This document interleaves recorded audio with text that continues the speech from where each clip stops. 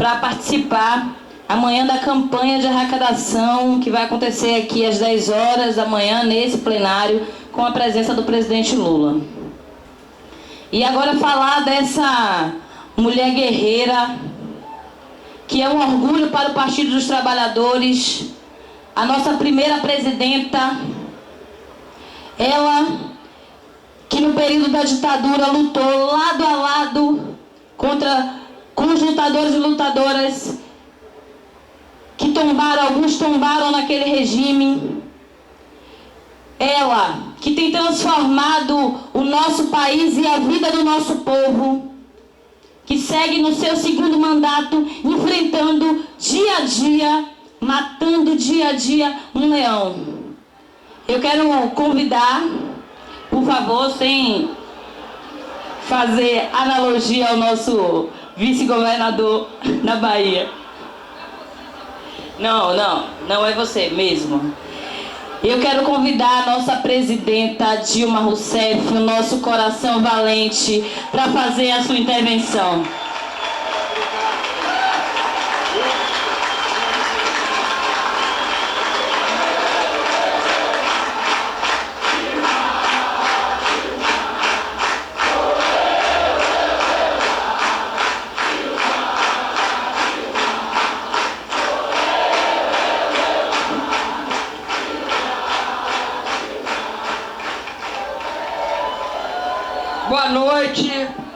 Boa noite.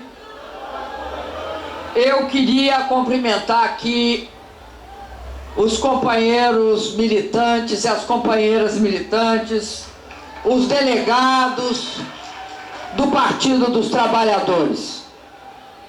Queria aproveitar esse momento também e lembrar 3 valorosas companheiras que infelizmente perderam suas vidas recentemente, a Célia, a Lourdinha e a Rosângela Rio.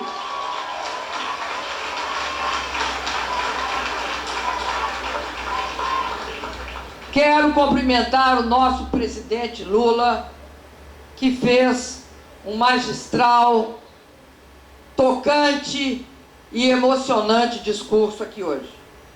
Cumprimentar também o Rui Falcão, da mesma forma, fez um pronunciamento cheio de força. Quero cumprimentar todos os ministros presentes. E o que eu combinei com o Lula é que ele falaria dos ministros. E aí eu não falava dos ministros.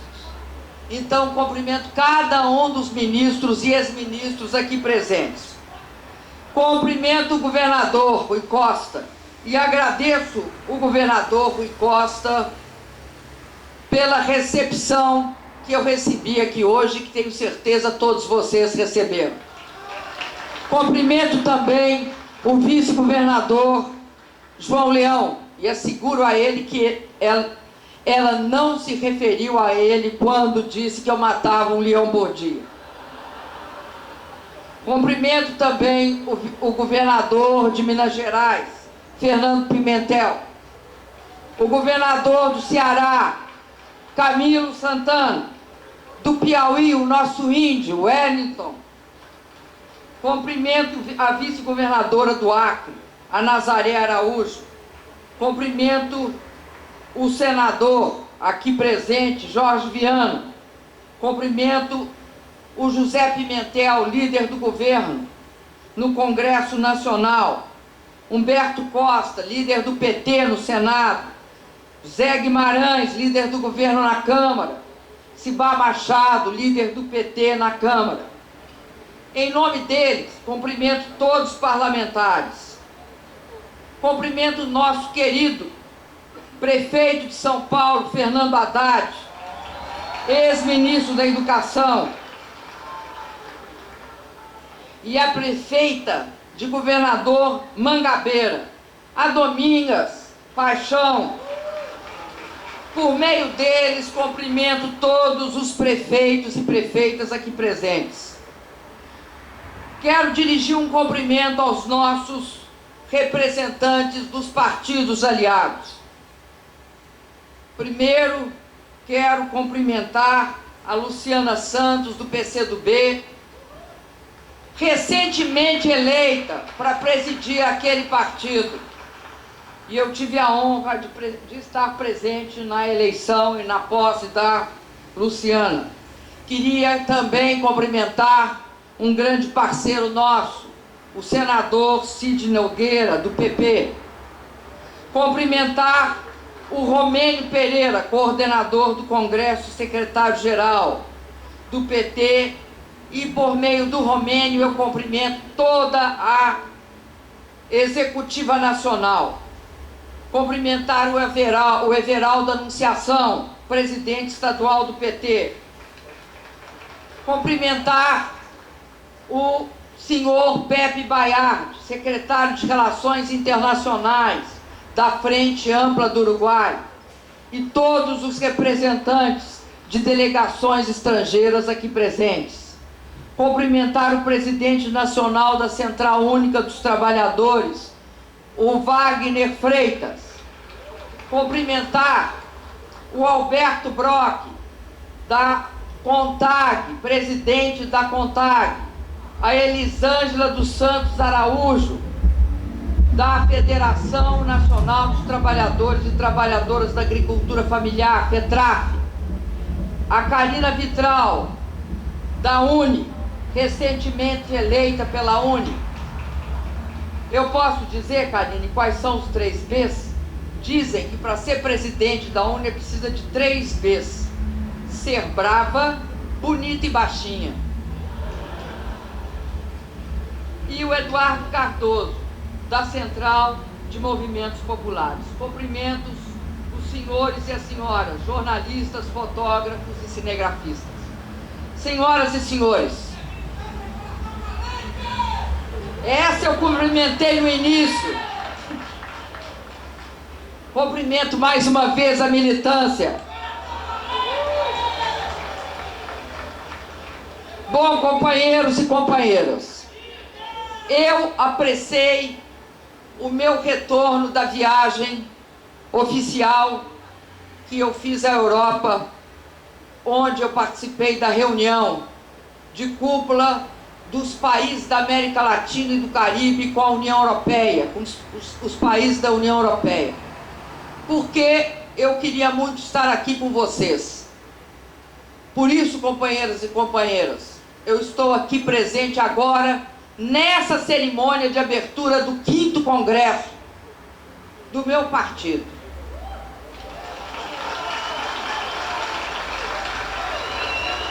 Nessa reunião, eu tenho certeza que vocês sabem que nós fomos à Europa para afirmar a visão da América Latina e do Caribe diante da crise mundial. Somos uma região que reduziu a desigualdade. E demos também nessa reunião um importante passo no fortalecimento do nosso querido Mercosul, que em conjunto com todos os países lança um acordo agora com a União Europeia. Mas, companheiros e companheiras, esse é o momento para a gente dizer, e eu quis aqui vir e dizer a vocês, que nós somos um governo que tem a coragem de realizar ajustes e que faz esses ajustes para dar sustentabilidade, perenidade, continuidade, fazer avançar o projeto de desenvolvimento, o projeto de mudanças que nós adotamos desde 2003. Nós não mudamos de lado, nós não alteramos os compromissos que temos com o Brasil e que o PT defende desde que nós chegamos ao governo federal com o presidente Lula. Eu vim aqui lembrar que nosso 4º mandato, o mandato que nós elegemos a mim, presidenta da República, está apenas no seu início. Eu vim para assegurar a cada militante petista que temos uma agenda forte, uma agenda consistente de medidas que vão garantir a retomada do crescimento, a continuidade e o avanço do processo de inclusão, do processo de ascensão social do nosso povo. A nova etapa da nossa caminhada está apenas começando. E eu quero fazer esse percurso junto com o povo brasileiro, junto com o meu partido, junto com os partidos da base aliada. Tenho certeza que o PT e os partidos que fazem parte da nossa coalizão estarão comigo nessa conjuntura. E vai continuar buscando nas ruas e no povo a força que produz as grandes mudanças sociais.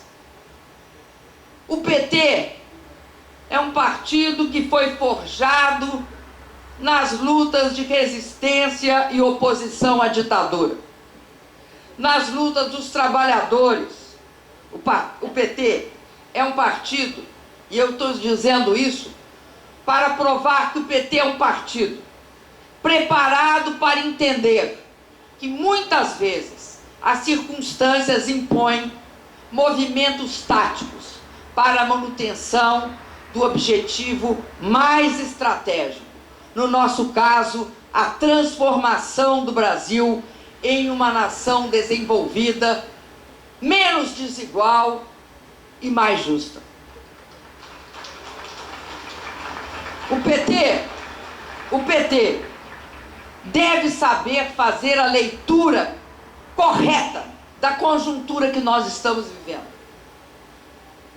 O PT deve propor caminhos que representem o melhor para o país, o melhor para o povo brasileiro.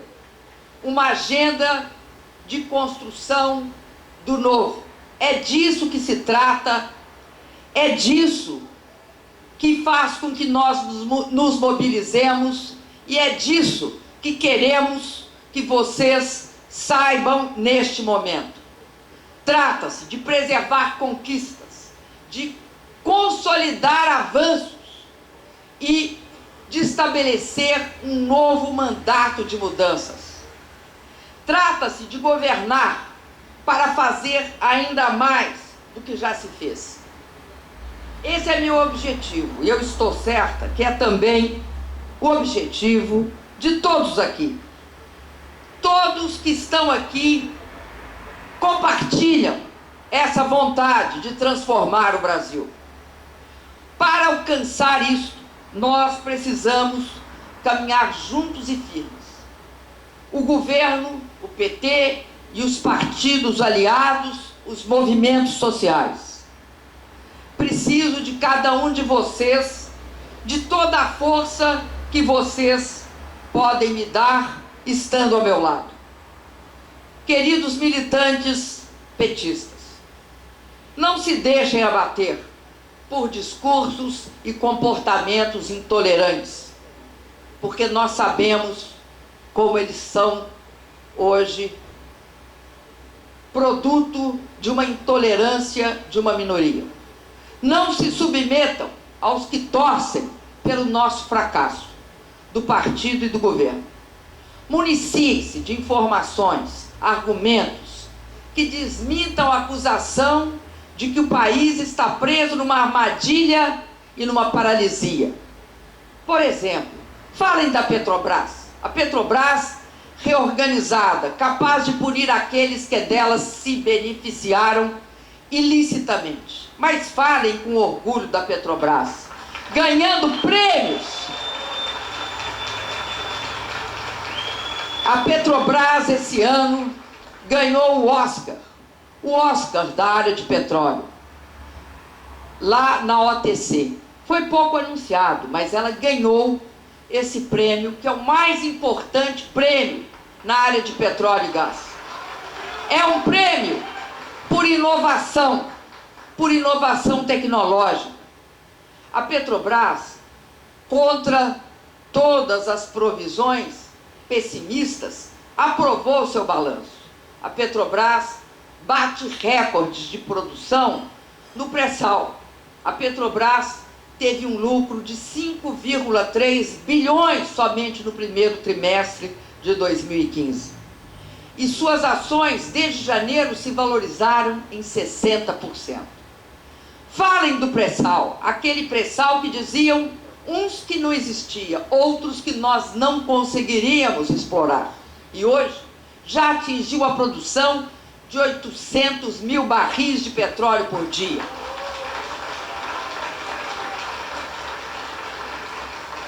Quando falarem da Petrobras, aproveitem para dizer e deixar bem claro que nós não vamos abrir mão do regime de partilha, nem do programa de conteúdo nacional. O regime de partilha garante a soberania do país sobre suas reservas.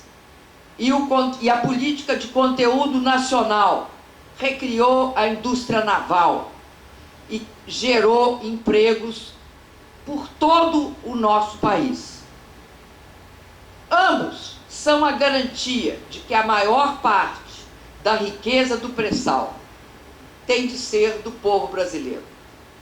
Contem sobre os acordos recentes que nós firmamos com o México e com a China. Aliás, a China é nossa parceira estratégica global, importante para expandir o nosso comércio internacional e com quem realizaremos em parceria grandes investimentos. Relatem as conquistas de nossa política externa soberana. Falem do Plano Nacional de Exportações que vamos lançar agora em junho. Lembrem que com o nosso governo, o Brasil se tornou fundador do Banco de Desenvolvimento dos BRICS, que começará... Banco do Desenvolvimento dos BRICS, esse, que agora nós vamos formar a diretoria e o conselho de administração, quando? Agora em julho, numa reunião na Rússia.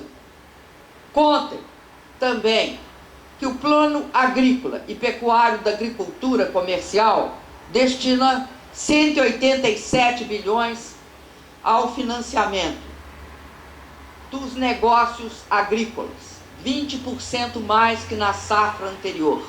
Mas digam também que agora em junho nós vamos lançar um novo plano safra para a agricultura familiar, que vai contar também com mais recursos, viu, Brock? Com bem mais recursos. E nós vamos, com isso, continuar batendo recordes de produção agrícola e de produção agrícola de qualidade, com base na agroecologia. Queridos companheiros e queridas companheiras,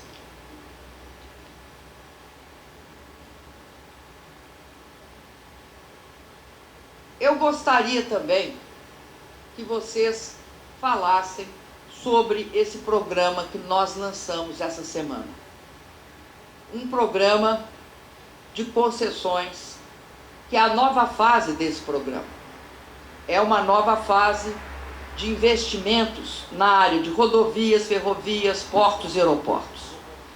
Esses investimentos estão em torno de 198 bilhões de reais. E esses investimentos são fundamentais para o país. Tanto para o país voltar a crescer, mas também voltar a crescer com qualidade.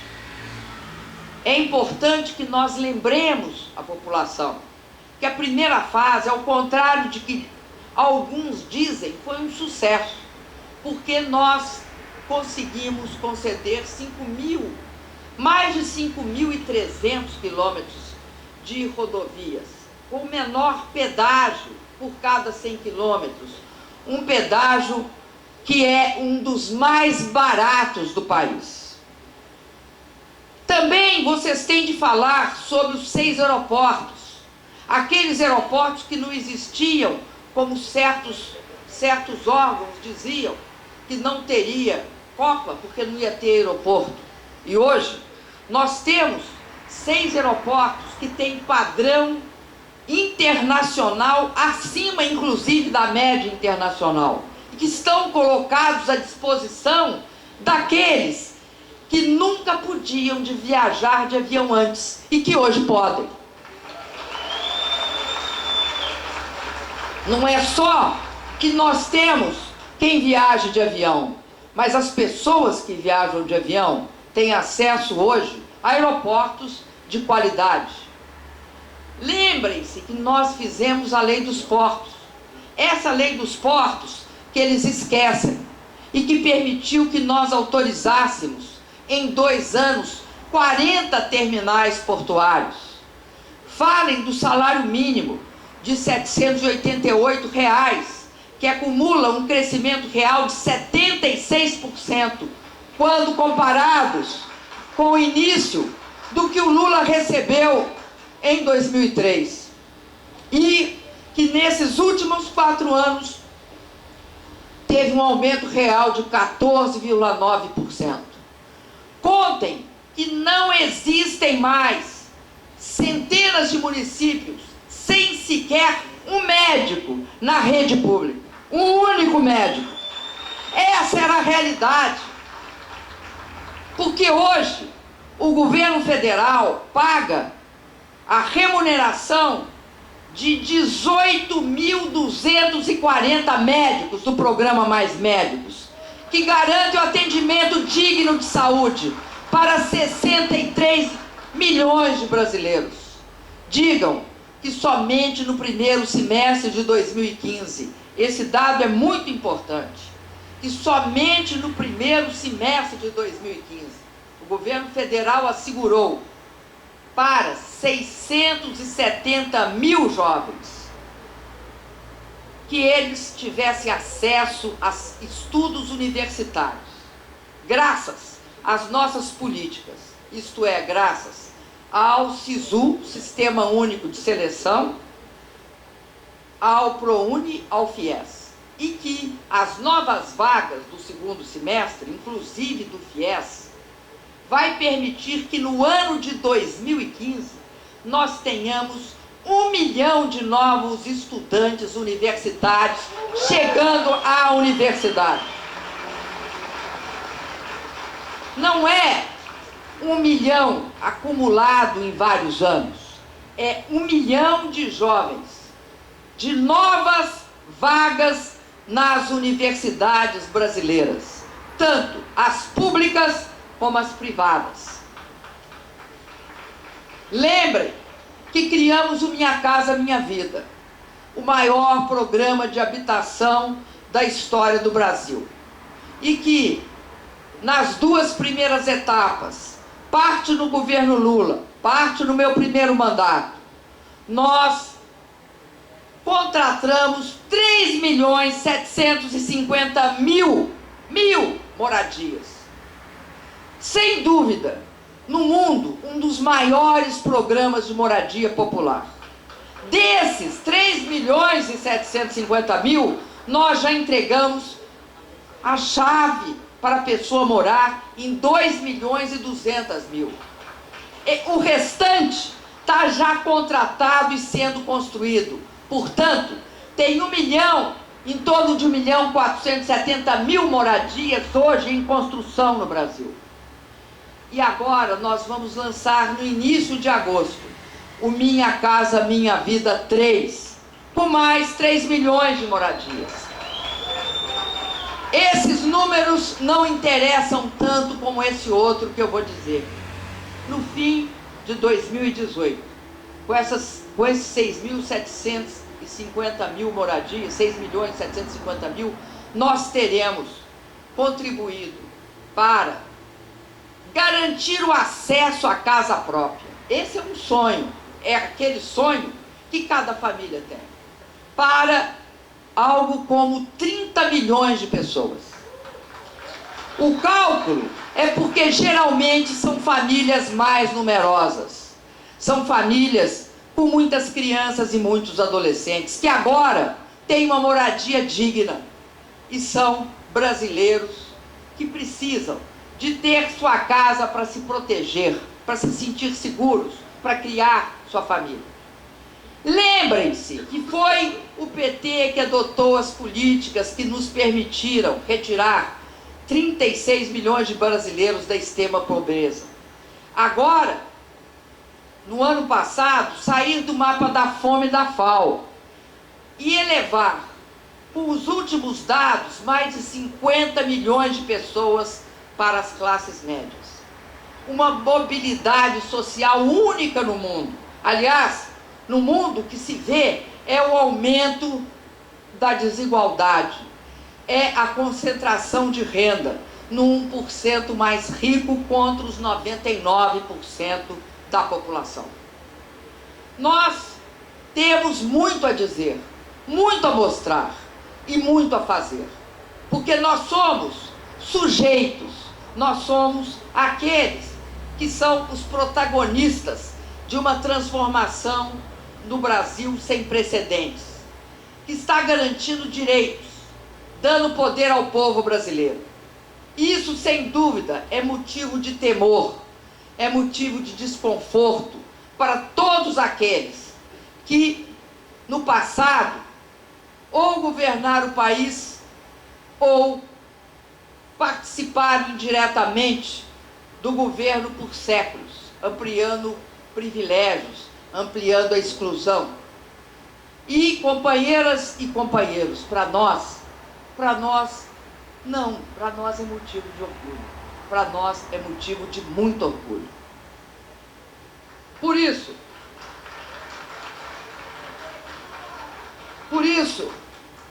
meus companheiros e minhas companheiras, é verdade que nós vivemos uma conjuntura difícil. E esta é a hora de ver quem é quem. É nos momentos de calmaria, não se vê direito quem é quem. É sempre mais fácil, porque todo mundo, nos momentos de calmaria, quer ser parceiro das vitórias e das realizações. Mas, companheiros, nas horas mais difíceis, quando medidas por vezes duras precisam ser tomadas, é que é necessário e que realmente nós sabemos com quem podemos contar. Felizmente, companheiros, sei que posso contar com o PT e com os partidos aliados. Eu preciso contar com o meu partido, um partido vivo, que sempre se forjou no debate, que é livre para fazer propostas, autônomo na defesa do seu programa, firme e construtivo nas críticas, porque críticas são possíveis e necessárias. Nós nunca achamos que todos nós temos de andar no mesmo ritmo e pensar do mesmo jeito. Mas eu sei que o PT está engajado no governo que elegeu, que o representa e que não pode prescindir, esse governo não pode prescindir do apoio do PT.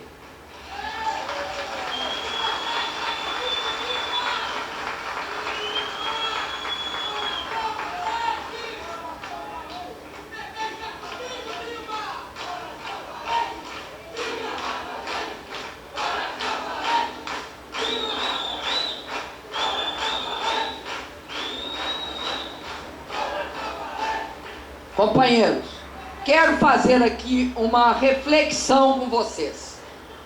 Desde o governo Lula, em final de 2008, 2009, nós vimos enfrentando a crise financeira mundial que eclodiu lá atrás, em 2008. Nós tivemos, sem dúvida, uma estratégia bem sucedida. Uma estratégia que mobilizou inúmeras medidas que a gente chama de contracíclica, contra a crise, contra o desemprego, contra a redução da renda. Essas medidas permitiu que nós ampliássemos nossos programas sociais e os investimentos públicos. Nós aumentamos, no meu período, de forma muito significativa e em larga escala o volume de crédito subsidiado. Nós reduzimos os juros e pagamos a diferença desses juros. Mobilizamos os bancos públicos para garantir o acesso ao crédito de longo prazo, ao crédito de médio prazo, ao crédito de curto prazo. No Brasil, os bancos públicos sustentaram todas as políticas de investimento em infraestrutura e na área também industrial. Qualquer investimento significativo no Brasil teve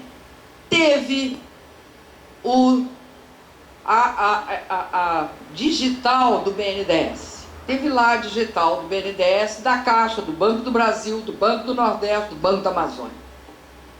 Nós desoneramos impostos sobre atividade produtiva e também aqueles que recaíam sobre a população. Exemplo disso é, no caso dos investimentos, nós desoneramos o investimento de bens de capital, desoneramos a folha de pagamento, a produção e, sobretudo, a cesta básica. Fizemos de tudo o que era necessário fazer, com os instrumentos de que dispunhamos, para proteger o consumo da população, o investimento, os empregos e a renda dos trabalhadores e dos empreendedores. Nós fomos bem-sucedidos, porque temos conseguido evitar que sobre o peso, sobre o povo brasileiro, recaísse o peso do pior da crise internacional. O que foi o pior da crise internacional? A redução de direitos, a redução de salários e o desemprego. Nós não causamos essa crise. Não podemos ser responsabilizados por ela. Mesmo que os efeitos dela, agora, depois de 7 anos de luta permanente contra esses efeitos, começam a nos atingir. Nós estamos no 7º ano dessa luta contra a crise internacional. Nós sabemos que a crise chegou agora aos países emergentes. Eu quero dizer para vocês que essa luta para proteger os brasileiros já está não só no 7º ano, mas que ela teve um alto custo fiscal, porque nós absorvemos todas essas medidas no orçamento da União. Foi feito com dinheiro do orçamento federal. Agora, eu quero aqui dizer também outra coisa. Esse custo que nós assumimos foi uma decisão consciente, coerente, porque nós somos um governo com compromisso com os que trabalham e empreendem. Outro governo, sem os compromissos que nós temos, teria escolhido o caminho mais fácil. Qual era o caminho mais fácil? É o caminho que eles sempre usaram. Desemprega logo de uma vez, reduz o salário logo de uma vez, acaba com os investimentos em infraestrutura e com os programas sociais. Sempre foi assim no Brasil antes do governo Lula em 2003. Seguiram esse caminho em várias oportunidades ao longo da nossa história. Nós não queríamos isso. Nós não podemos querer isso. Mas agora nós temos, depois de 7 anos de sustentar toda uma política contra a crise, nós temos de fazer duas coisas. Primeiro, nós temos de fazer uma escolha. Ajustar o mais rápido possível a economia para voltar a crescer. O mais rápido possível. Quanto mais rápido nós ajustarmos, mais rápido nós retomaremos ao crescimento. Mas eu falo também de outra característica que nos diferencia. É que nós não achamos correto ficar parados contemplando o ajuste necessário. Não, nós não queremos isso. Nós achamos que, em simultâneo, é preciso promover investimentos em infraestrutura, em energia, investir na agricultura, na indústria, patrocinar exportações e continuar fazendo tudo para que o nosso povo tenha garantido o que conquistou. Aliás, nós somos imbatíveis em programas sociais e temos de continuar a fazê-los, porque nós sabemos como fazer a inclusão social. Por isso, meus companheiros e minhas companheiras, eu quero também reafirmar aqui: nós temos de fazer os ajustes, sim, tanto por razões internas como por razões externas. Por razões externas, é fato que a economia internacional ainda não se recuperou da crise. A economia americana tem uma recuperação tímida. A crise na Europa não está superada. E a China tem seu menor crescimento em 25 anos. Os preços das commodities importantes, como os alimentos, os minérios, o petróleo, eles não continuam mais a crescer no ritmo que vinham crescendo. Além disso, nós estamos enfrentando os efeitos da maior seca e da maior crise hídrica das últimas décadas, prejudicando o país inteiro e, de forma muito forte, o Nordeste, mais uma vez, e, surpreendentemente, o Sudeste. Isso teve impacto no preço da energia e dos alimentos, assim como produziu uma inflação que nós queremos que seja momentânea. O nosso compromisso de combater a inflação é um compromisso que faz parte do nosso ideário, porque nós sabemos que inflação alta corrói a renda do trabalho, corrói a renda do trabalhador, corrói e reduz o próprio crescimento econômico. Nós, agora, temos de adotar ações táticas, entre as quais os ajustes nas contas do governo, para assegurar que o nosso modelo de desenvolvimento e de conquistas alcançado nos últimos 13 anos, ele tenha continuidade. Eu quero dizer para vocês numa frase curta: o país vai voltar a crescer.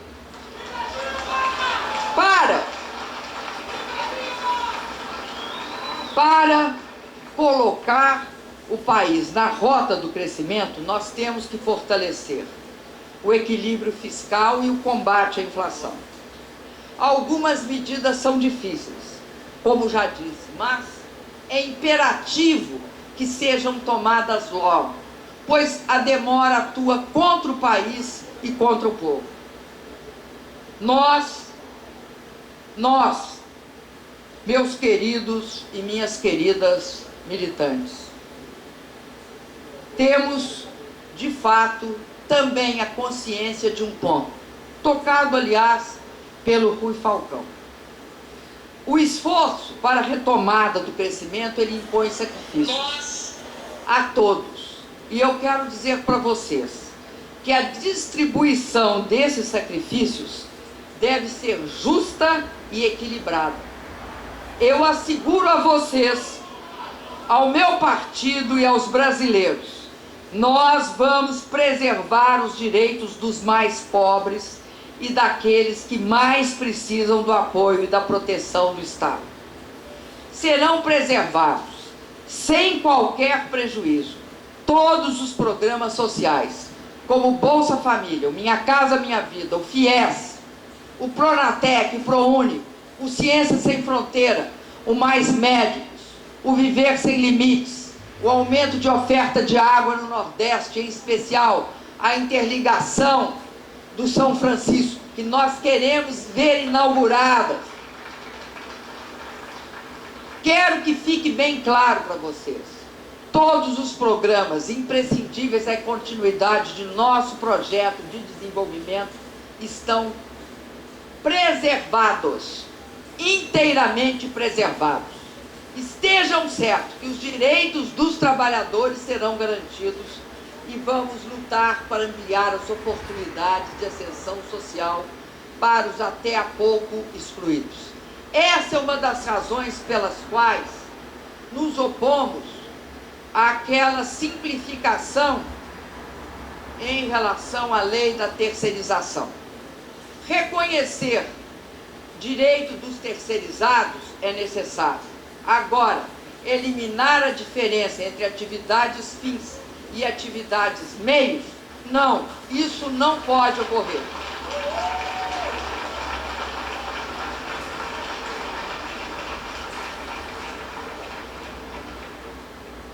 Eu não posso impedir, queria dizer para vocês aqui, que a oposição desmereça ou deprecie o que estamos fazendo.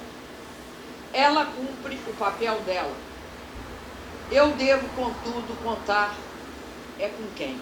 Eu devo contar com o meu partido, com os partidos da base aliada, com os movimentos sociais, para apoiar o governo e ajudar a dar continuidade a esse projeto estratégico que faz parte não só dos nossos sonhos, faz parte, sobretudo, do que nós fizemos, aquilo que nós fizemos, o esforço de cada um e de cada uma, em todos os governos, nas lutas sociais também e, sobretudo, nos estados, nas prefeituras, nas câmaras de vereadores, na luta parlamentar.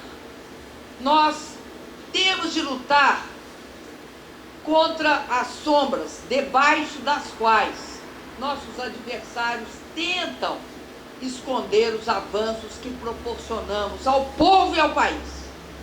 Cobrir de um véu que simplesmente tenta dizer que o Brasil não mudou, quando nós sabemos, nós que vivemos todo esse processo, não só como o Brasil mudou, mas ainda porque fizemos essa mudança, sabemos o quanto ainda tem para mudar.